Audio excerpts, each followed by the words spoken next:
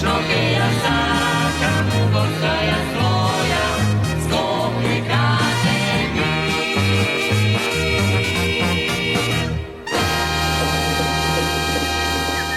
Градоначалникот на општина Газибаба Бобан Стевковски информираше дека општината доби европски вице-шампион во карате, младиот Немања Младеновиќ. На средбата со младиот спортист, градоначалникот истакна дека во неговите очи се гледа решителност, во неговиот став победнички карактер, а во неговото срце љубов кон спортот и кон Македонија. Немања Младеновиќ настапи на 53-тото европско првенство за кадети јуниори, кое се одржа во Кипар. Во силна европска конкуренција, тој оствари 4 убедливи победи и обезбеди пласман во финалето. Младиот каратист го освои второто место во категоријата кадети, борби над 70 килограми, со што стана европски вице-шампион.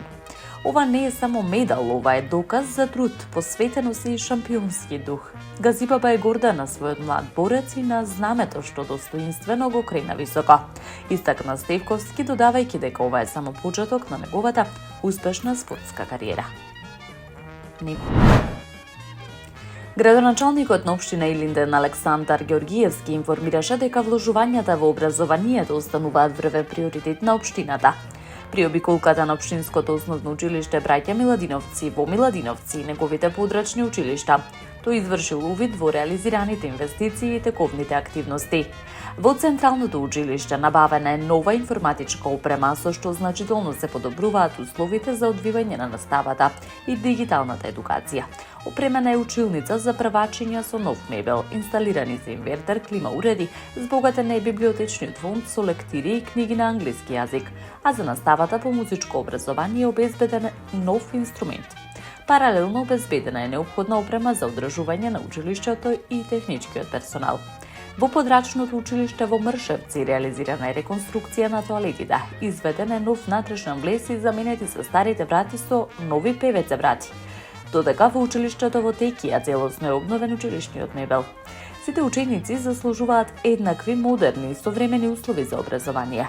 Како општина продолжуваме да инвестираме во секое училиште и во секое дете, порача Ѓоргиевски. Со овие активности општина Илинден ја продолжува својата стратегија за создавање поквалитетна и современа образовна средина за младите. Комуналните инспектори и редари на општина Центар во текот на изминатата недела изрекоа вкупно 86 казни за непрописно паркирање на јавни и зелени површини, од кои досега се наплатени 24. Контролите биле насочени кон подрачјата на Дебар Мал и Градски ѕид, каде најчесто се евидентираат вакви прекршоци.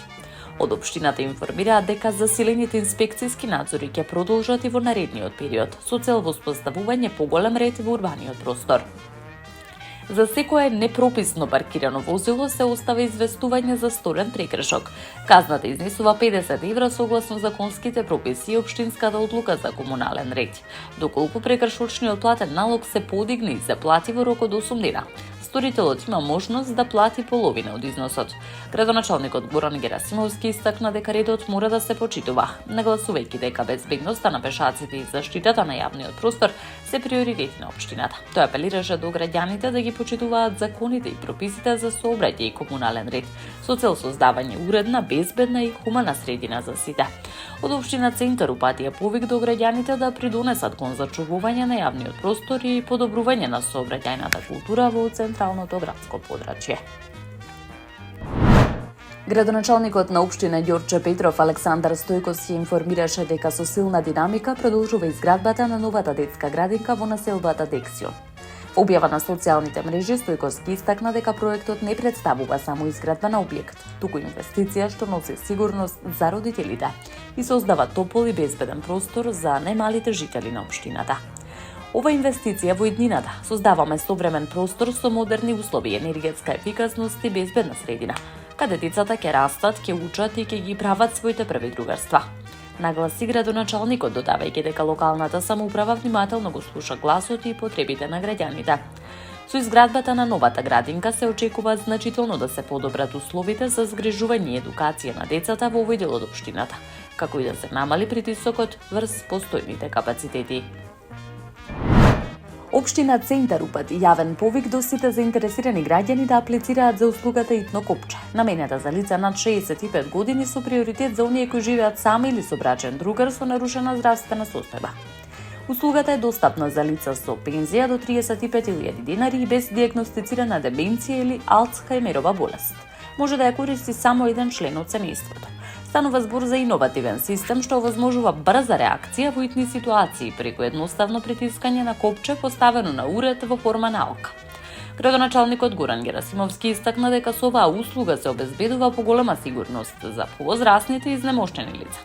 Според него технологијата овозможува навремена интервенција и придонесува за подобрување на квалитетот на животот на повозрасната популација. Јавниот повик ќе трае од денот на објавување до пополнување на предвидените капацитети. Изборот ќе се врши по принципот прв дојден, прв услужен.